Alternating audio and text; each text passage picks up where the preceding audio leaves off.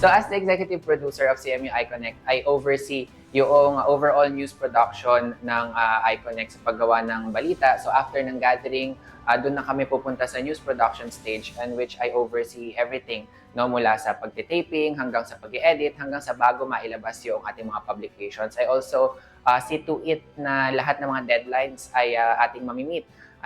Syempre, bago lumabas itong ating mga stories, kapag na-edit na yan ng editor, after masulat ni writer yung script, ma-edit, bago ito ma-publish doon sa ating mga social media accounts, ay dumadaan muna ito sa akin at sa ating production manager na si Professor Jentan bago ito ma-publish. Kasi responsibility ko rin siya as the executive producer na kapag kami lumabas na mali, ay sa akin babalik yung sise. So, kailangan ma-examine muna natin ito at ma-check natin lahat bago ito ma-publish. And syempre, I report directly to our advisor, kay Ma'am Jen. Kami nagko-collaborate ng mga ideas sa kung paano natin gagawin at kung paano ba natin paplanuhin yung mga future coverages at bago tayo maglabas ng ating mga stories sa ating social media accounts.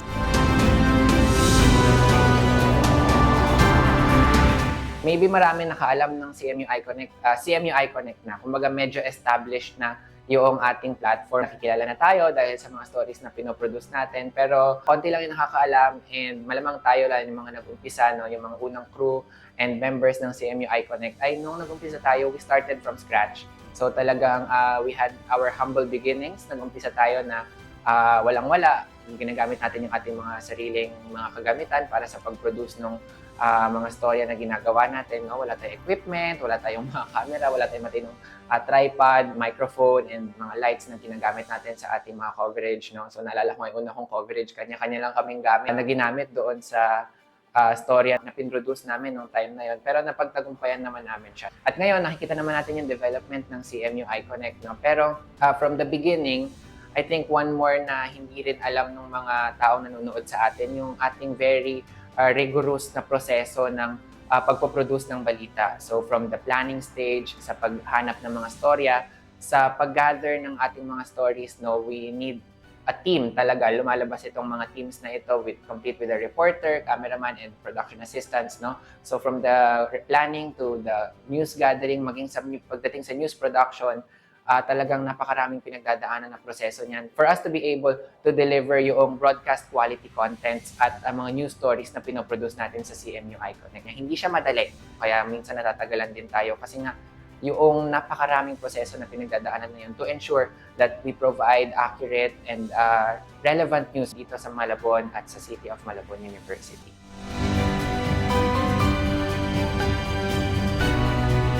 So when I was tapped to be the executive producer of CMU iConnect, hindi ko rin alam sa umpisa kung ano yung gagawin ko. Hindi rin ako confident sa aking leadership skills. Pero as time goes by, nakita ko na kahit paano natututo pala ako. In order to be a good leader, you need to be a good follower. And I think yung mga preparations before as a follower, not just as a leader, yun nakatulong sa akin na maging leader para dito sa mga mas nakababata sa akin, doon sa mga juniors ko sa journalism program. So, nakita ko na kaya ko palang mag-lead, especially pag gusto ko yung ginagawa ko. Ito yung CMU iConnect, talagang pangarap ko to eh. This is my passion na noong bata pa ako gusto ko nang magawa. So, nung nagkaroon ng opportunity and nagkaroon ng pagkakataon na mapangunahan itong mga aspiring journalists na ito, so naging masaya siya for me and I discovered na yes, kaya ko pala, na nagagawa ko pala na mapangunahan ito, ma-inspire and makapag-mentor ng iba't iba ng mga bata ng mga young future journalists kagaya ko dito sa City of Malabon University.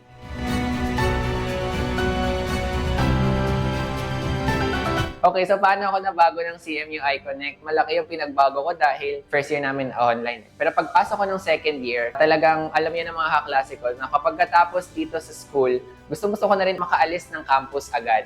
Kasi wala naman nang gagawin eh. So umpisa pa lang nung nag-enroll ako dito sa CMU, kumbaga parang pumapasok na lang ako for the sake of pumasok at after pumasok, uuwi na.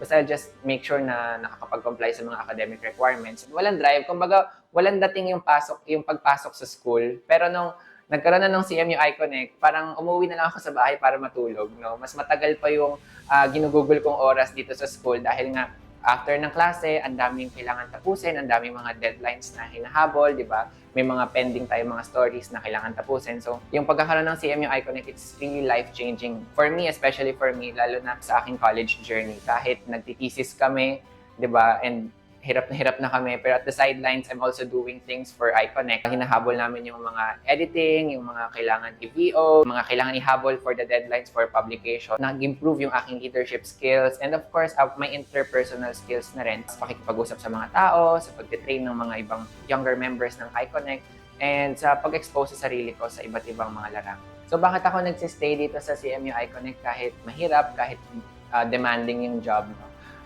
Kasi una sa lahat, pangarap ko to.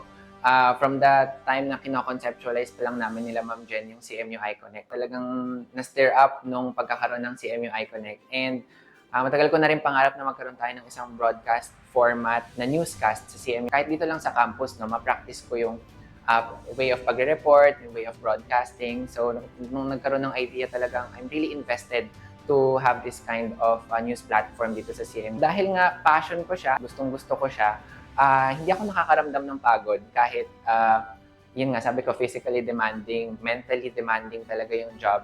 Dahil ang daming kailangan gawin eh. Sumasabay pa siya sa academics. It's an extracurricular activity. Kaya nga namin, nag-thesis kami ng third year. Pero alam mo yon, you're doing something dahil na-enjoy mo siya. Kaya kahit pagod ka na, hindi mo maramdaman yung pagod. Sa akin, para sa akin personally, I love this job. Gustong-gusto ko siya. And I enjoy it. Kaya kahit nakakapagod, patuloy ko pa rin ginagawa.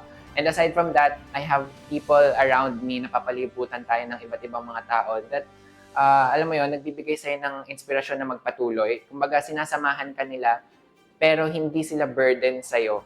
Malaki yung inspirasyon na nabibigay nila sa'yo. Nakikita mo rin equally passionate and dedicated students, journalism students, kahit hindi journalism students, na gusto nilang tumulong, willing silang matuto, and willing mag-ambag ng kanilang mga kakayahan para sa CMU iConnect. And yun lang, nakaka-inspire siya. And alam mo yung bond na na-create natin dito sa iConnect, diba, na camaraderie. And alam mo, pangarap ko din yun na makasalamuha yung mga seniors ko. And kapag ako naman yung naging senior, makasama rin yung mga younger years sa akin.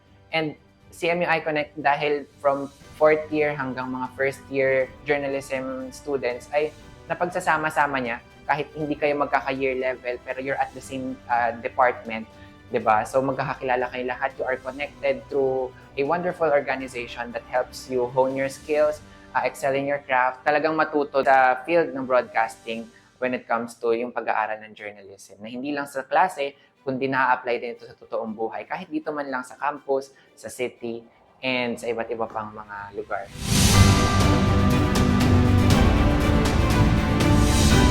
Okay, so ang hope ko for CMU iConnect is mag-expand, lalo pang ma-develop, and lalo pang lumaki at magpatuloy yung CMU iConnect at magtagal ito no, through the years hanggang nandyan yung CMU. Ay sana magpatuloy yung CMU iConnect na laging nandyan upang maghatid ng mga balita para sa CMU community, para sa mga Malabueño, at para na rin maging training grounds for our journalism students sa City of Malabon University. And maging sa mga future journalism students ng CMU, manatili yung CMU iConnect at kasi it's the legacy na nadala namin itong aming batch, na mga susunod pa na batch na magpapatuloy ito sana. At makita ko rin, kahit magkaanak na ako, mapakita ko sa kanila na ito, CMU iConnect. One day we started this and hanggang ngayon napapanood pa rin ito. No? So I wish na sana ay magkaroon ng more equipments, mas ma-improve pa yung contents na ginagawa natin, yung ating mga newscasts, magkaroon ng iba't ibang mga platform, magkaroon tayo ng better facilities, better equipment para mas mapaganda pa yung ating paghahatid ng balita, yung ating mga napoproduce na news contents, no? And makapag-train pa ng mas maraming mga journalism students. So gusto ko rin na the same na kumbaga pagkilala na binibigay sa akin ay ganun din dun sa aking mga kasamahan sa CMU iConnect, especially sa mga reporters and mga cameramen, mga production assistants, mga writers, social media managers, na makilala rin sila na hindi lang ako yung part ng CMU iConnect. Marami kami dito and marami kami na willing matuto, willing tumulong para sa ikauunlad at ikagaganda pa ng ating newscast na CMU iConnect dito sa CMU. And of course, yung CMU, hindi lamang na pang-Malabon lang ang CMU, no? Makilala yung journalism program sa CMU, hindi lang basta City of Malabon University, no? Hindi lang pang-Malabon. So makilala yung CMU na meron din tayong broadcast quality content na pinoproduce through CMU iConnect. Happy first anniversary CMUI Connect! Ako po si Carlo Luis Candelaria, konektado para sa kabataang Malabueño.